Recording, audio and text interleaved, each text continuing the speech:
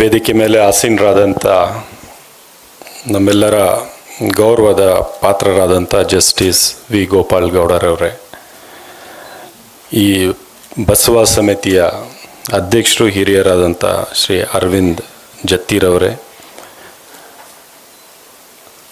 K M ರಾಮಚಂದ್ರಪ್ಪನವರೇ, ಮುಕುಂದರಾಜರವರೇ, doctor Belgami Mohammed ಸಾದರವರೇ, ಈ ನಮ್ಮ ಜಮಾತಿನ ರಾಜ್ಯ ಅಧ್ಯಕ್ಷರು ಅಕ್ಬರ್ ಅಲಿ ಸಾಹೇಬ್ರೆ ಹಾಗೂ ಹರ್ಜಿಂದರ್ ಸಿಂಗ್ ಭಾಟಿಯಾ ಸಾಹೇಬ್ರೆ, ಇಲ್ಲಿ ನೆರೆದಿರ್ತಕ್ಕಂಥ ಎಲ್ಲ ಹಿರಿಯರೇ, ಯುವ ಸ್ನೇಹಿತರೆ, ಬಹುಶಃ ಯಾವ ಭಾಷೆಯಲ್ಲಿ ಮಾತಾಡಬೇಕು ಅಂತ ನನಗೆ ಅರ್ಥ ಆಗ್ತಾಯಿಲ್ಲ, ಕನ್ನಡದಲ್ಲೇ ಮಾತಾಡಬೇಕು, ಸ್ವಲ್ಪ ಮಿಕ್ಸ್ ಮಾಡಿ ಮಾತಾಡ್ತೀನಿ. ಭಾಳ ಸಂತೋಷದ ವಿಷಯ ಏನಂದರೆ, ಬಸವ ಸಮಿತಿಯ ಈ ಸಭಾಂಗಣದಲ್ಲಿ ಪ್ರವಾದಿ ಮೊಹಮ್ಮದ್ ಸಲ್ಲಲ್ಲಾಹು ಅಲೈಹಿ ವಸಲ್ಲಂರವರ ವ್ಯಕ್ತಿತ್ವದ ಮೇಲೆ ಚರ್ಚೆ ನಡೀತಾ ಇರ್ತಕ್ಕಂಥದ್ದೇ ಇದು ಒಂದು ದೊಡ್ಡ ಆಕರ್ಷಣೆ. ಇದು ಸಾಮಾನ್ಯವಾಗಿ ವಿಶೇಷತೆ ಆಗಬಾರ್ದು, ಆದರೆ ಇವತ್ತಿನ ಸಂದರ್ಭದಲ್ಲಿ ಈ ಥರ ಆಗೋಗಿದೆ. ಆದರೆ ಮೂಲ ಸಿದ್ಧಾಂತಗಳನ್ನು ನೋಡಿದ್ರೆ ಬಸವ ಶರಣರು ಪ್ರಸ್ತಾಪ ಮಾಡಿರ್ತಕ್ಕಂಥ, ಪ್ರತಿಪಾದನೆ ಮಾಡಿರ್ತಕ್ಕಂಥ ಸಿದ್ಧಾಂತ ಮತ್ತು ಪ್ರವಾದಿ ಮೊಹಮ್ಮದ್ ಸಲ್ಲಲ್ಲಾಹು ಅಲೈಹಿ ವಸಲ್ಲಂರವರು ಅವ್ರು ಪ್ರತಿಪಾದನೆ ಮಾಡಿರ್ತಕ್ಕಂಥ ಸಿದ್ಧಾಂತ ನೋಡಿದ್ರೆ ಅದರಲ್ಲಿ ಯಾವುದೇ ಭಾಳ ದೊಡ್ಡ ವ್ಯತ್ಯಾಸ ಕಾಣುವುದಿಲ್ಲ. ಇನ್ ದಿ ಡಾರ್ಕ್ ಏಜಸ್ 1500 ವರ್ಷದ ಹಿಂದೆ ಪ್ರವಾದಿರವರು ಆ ಅರೇಬಿಯಾದ ಆ ಸಮಾಜದಲ್ಲಿ ಹುಟ್ಟಿ ಅಲ್ಲಿ ಇರ್ತಕ್ಕಂಥ ಏನು ಹೇಳ್ತೀವಿ, ಅಲ್ಲಿ ಇರ್ತಕ್ಕಂಥ ಉರ್ದುವಲ್ಲಿ ಜಹಾಲತ್ ಅಂತ ಹೇಳ್ತೀವಿ, ಇಂಗ್ಲೀಷಲ್ಲಿ ಆ ಅಜ್ಞಾನದ ಕಾಲದಲ್ಲಿ ಅಂತಲೇ ಹೇಳ್ಬೋದು. ಅವರು ಒಂದು ರೆವಲ್ಯೂಷನರಿ ಆಗಿ ಅವರು ಮುಂದೆ ಬರ್ತಾರೆ. ಬಹುಶಃ ಅಂಥ ದೊಡ್ಡ ವ್ಯಕ್ತಿತ್ವ ಬಗ್ಗೆ ಮಾತನಾಡೋಕ್ಕೆ ನನಗೆ ಅಷ್ಟು ಅರ್ಹತೆ ಇಲ್ಲ. I am too small to talk about him. ಆದರೆ ಸ್ವಲ್ಪ ನನಗೆ ಏನೋ ಅರ್ಥ ಆಗುತ್ತೆ, ಅದನ್ನು ಹೇಳೋಕ್ಕೆ ಪ್ರಯತ್ನ ಮಾಡ್ತಾ ಇದ್ದೀನಿ ಅಷ್ಟೇ. So he was not only a religious figure. ಒಂದು ಧರ್ಮವನ್ನು ತಗೊಂಡು ಬಂದು ಯಾವ ರೀತಿ ಪ್ರಾರ್ಥನೆ ಮಾಡಬೇಕು ಅದು ಒಂದು ಹೇಳ್ಬಿಟ್ಟಿದ್ರೆ ಅದರಲ್ಲಿ ಯಾವುದೇ ರೀತಿಯ ಡಿಸ್ಪ್ಯೂಟ್ ಯಾರಿಗೂ ಆಗ್ತಿರಲಿಲ್ಲ. ಓಕೆ, ತಾವು ಈ ರೀತಿ ಪ್ರಾರ್ಥನೆ ಮಾಡ್ತಾಯಿದ್ರಿ, ನಾವು ನಮಾಜ್ ಮಾಡಬೇಕು ಅಂತ ಹೇಳ್ಬಿಟ್ಟಿದ್ರೆ ಮಾತ್ರ on the question of prayer there would not have been a very big dispute in that society. On the contrary, what he tried to do is, it is not only about the religion which he wanted to impose on people, he wanted to bring justice into that society, human values into that society, which they had forgotten. He wanted to abolish slavery. ಸ್ಲೇವರಿನ ತೆಗಿಬೇಕಂತ ಹೇಳಿದರು. ತಲಾಂತರದ ಇದರಿಂದ ಬಂದಿದೆ. ಅವನ ಮಗನಿಗೆ ಗುಲಾಮನಾಗಿದ್ದ, ಇವನು ಜೀತದ ಪದ್ಧತಿ, ಗುಲಾಮಿನ ಪದ್ಧತಿ ಅದು ನಡ್ಸ್ಕೊಂಡು ಬರ್ತಾಯಿದ್ರು. ಅದನ್ನು ಹೋಗಬೇಕು ಅಂತ ಹೇಳಿದರು. ಮಹಿಳೆಯರಿಗೆ ಯಾವುದೇ ರೀತಿಯ ಹಕ್ಕುಗಳು, ಯಾವುದೇ ರೀತಿಯ ರೈಟ್ಸ್ ಇರಲಿಲ್ಲ. ಆ ಕಾಲದಲ್ಲಿ ಮಹಿಳೆಯರಿಗೆ ಹಕ್ಕು ಕೊಡಬೇಕು ಅಂತ ಪ್ರವಾದಿ ಸಲ್ಲಲ್ಲಾಹು ಅಲೈಹಿ ವಸಲ್ಲಂ ಹೇಳ್ತಾರೆ. ಅಲ್ಲಿ ಸಮಸ್ಯೆ ಬಂದಿದ್ದು. ಈ ಗುಲಾಮಗಿರಿ ಇರಬಾರ್ದಂತ ಹೇಳ್ತಾರೆ, ಅಲ್ಲಿ ಸಮಸ್ಯೆ ಬಂದಿದ್ದು. ಈ ಯತೀಮ್ರಂದರೆ ಆರ್ಫನ್ಸ್ಗೆ ಯಾವುದೇ ರೀತಿಯ ಗೌರವ ಸಿಗ್ತಿರಲಿಲ್ಲ. ಅದು ಗೌರವ ಕೊಡಬೇಕು. There should not be a orphanage. Everybody has to adopt somebody and take care of them in a society ಅಂತ ಹೇಳ್ತಾರೆ. ಅಲ್ಲಿ ಸಮಸ್ಯೆ ಬಂದಿದ್ದು. ಇನ್ಹೆರಿಟೆನ್ಸು ಮಹಿಳೆಯರಿಗೆ ಸಿಗ್ಬೇಕಂತ ಹೇಳ್ತಾರೆ, ಅಲ್ಲಿ ಸಮಸ್ಯೆ ಬಂದಿದೆ. ಯಾವುದೇ ಒಂದು ಸಮಾಜದಲ್ಲಿ ದಿ ಅಫೆನ್ಸ್ ಮಾಡೋರು, ಕ್ರಿಮಿನಲ್ಸ್ಗೆ ನೀವು ಶಿಕ್ಷೆ ಕೊಡಬೇಕು, ವಿಕ್ಟಿಮ್ಸ್ಗೆ ಜಸ್ಟಿಸ್ ಕೊಡಬೇಕು ಅಂತ ಹೇಳಿದಾಗ ಅಲ್ಲಿ ಸಮಸ್ಯೆ ಬರ್ತಾರೆ. ಇಂಥದ್ದು ಭಾಳಷ್ಟು ಅವರು ಹೇಳ್ತಾ ಆ ಸಮಾಜದಲ್ಲಿ ಒಂದು ಘರ್ಷಣೆ ಶುರುವಾಗುತ್ತೆ.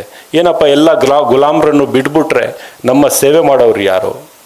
ಮಹಿಳೆಯರಿಗೆ ಎಲ್ಲರಿಗೂ ಇಷ್ಟು ಅಧಿಕಾರ ಕೊಟ್ಬಿಟ್ರೆ ನಮ್ಮ ಇರ್ತಕ್ಕಂಥ ಪುರುಷ ಪ್ರಧಾನ ಸಮಾಜದ ಒಂದು ಹಿಡಿತ ಹೊರಟೋಗುತ್ತಲ್ಲ, ಈ ರೀತಿ ಅವರು ರಿಫಾರ್ಮ್ಸ್ ಮಾಡೋಕ್ಕೆ ಹೊರಟ್ರೆ ಏನು ಅಂಥೇಳಿ ಅಲ್ಲಿ ಘರ್ಷಣೆ ಶುರುವಾಗಿ it went on to a different level. Then he wanted to unite the society. ಆ ಯೂನಿಫಿಕೇಷನ್ಗೋಸ್ಕರ he sent a different message. So ಈ ಥರ ಬರ್ತಾ ಬರ್ತಾ ನನ್ನ ಪ್ರಕಾರ ಅವರ ಜೀವನದಲ್ಲಿ 3 ಹಂತದಲ್ಲಿ ಅವರು ಸಮಾಜಕ್ಕೆ ಸಂದೇಶವನ್ನು ಕೊಡೋಕ್ಕೆ ಬಯಸಿದರು. ಒಂದು, ಈ ಸೋಷಲ್ ರಿಫಾರ್ಮ್ಸ್ ಆಗಬೇಕು. Society should function like A society for human beings, where there is justice, where there is equality, where there is tolerance for each other. ಇನ್ನೊಂದು ಹಂತ, he of course showed that this is the way I pray, you also pray ಅಂತ ಹೇಳಿದರು.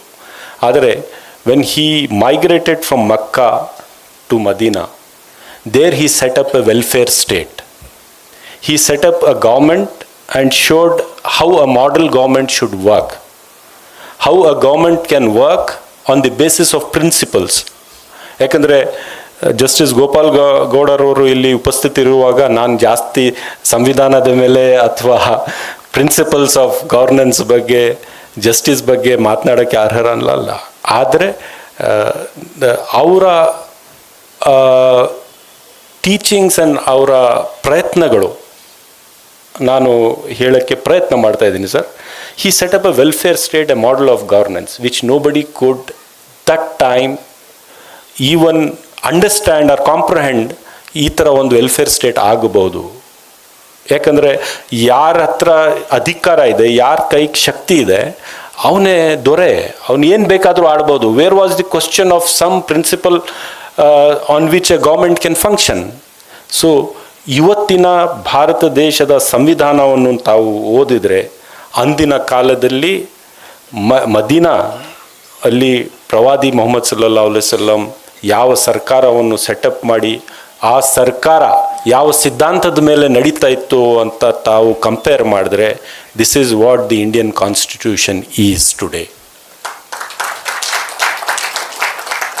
It's based on human values, based on justice, based on equal opportunity to every section of the society, irrespective of the religion or the language you belong to, the color of your skin,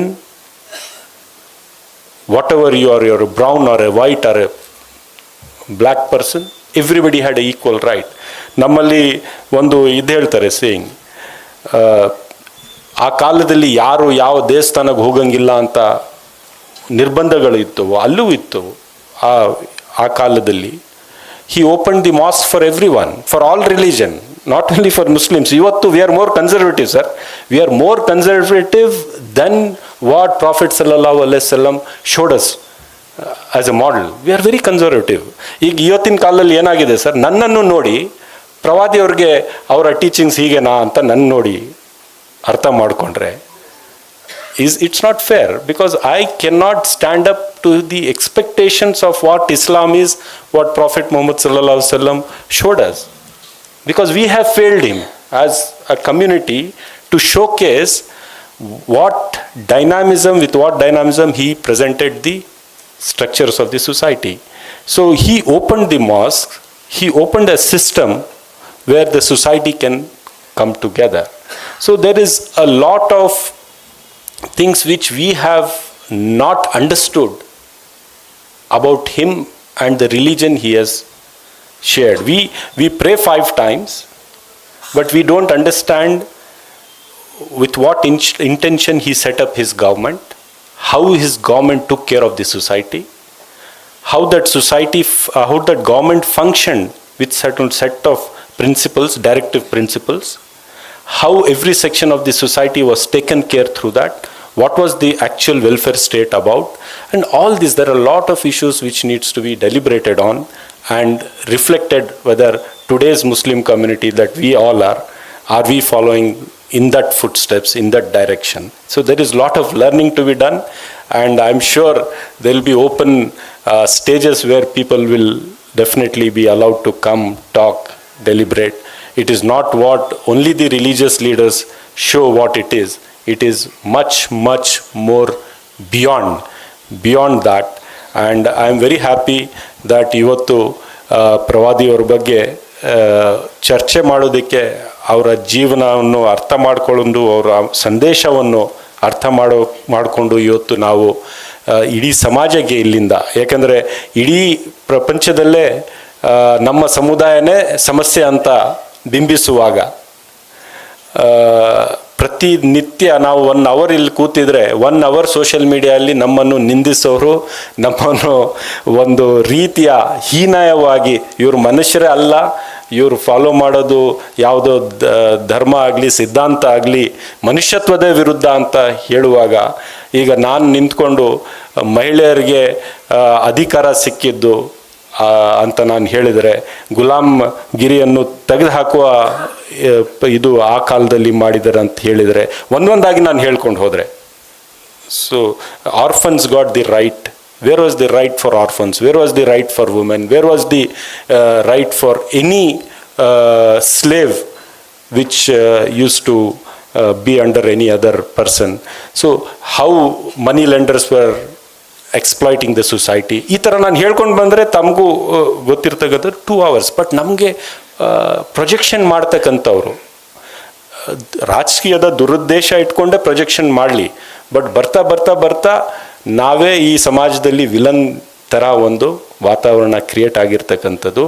ಅದನ್ನು, ಆ ಪರ್ಸೆಪ್ಷನನ್ನು ಹೇಗೆ ಸರಿ ಮಾಡಬೇಕು ಅಂತ ಆ ನಿಟ್ಟಿನಲ್ಲಿ ನಾವು ಕೂಡ ಫೇಲ್ ಆಗಿರ್ತಕ್ಕಂಥದ್ದು ಕೂಡ ನಾವು ಒಪ್ಕೋಬೇಕು.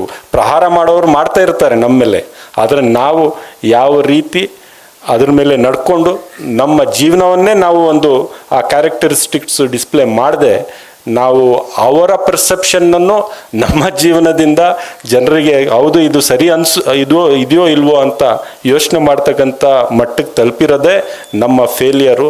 ಇದರಿಂದ ಹೊರಗೆ ಬರಬೇಕು ಅಂತ ಹೇಳಿ ಇವತ್ತು ಇಂಥ ಗಣ್ಯರ ಮುಂದೆ ನನ್ನಂಥವನಿಗೆ ಒಂದು ಮಾತನಾಡುವ ಅವಕಾಶ ಮಾಡಿಕೊಟ್ಟಿರೋಂತಹ ಜಮಾತೆ ಇಸ್ಲಾಮಿ ಹಿಂದ್ ಮತ್ತು ಅವರ ಅಧ್ಯಕ್ಷರಾದಂಥ ಡಾಕ್ಟರ್ ಮೊಹಮ್ಮದ್ ಸಾದರ್ ಅವರಿಗೆ ಧನ್ಯವಾದಗಳನ್ನು ಹೇಳಿ ನಾನು ಮಾತು ಮುಗಿಸ್ತೀನಿ. ಥ್ಯಾಂಕ್ ಯು, ಧನ್ಯವಾದಗಳು.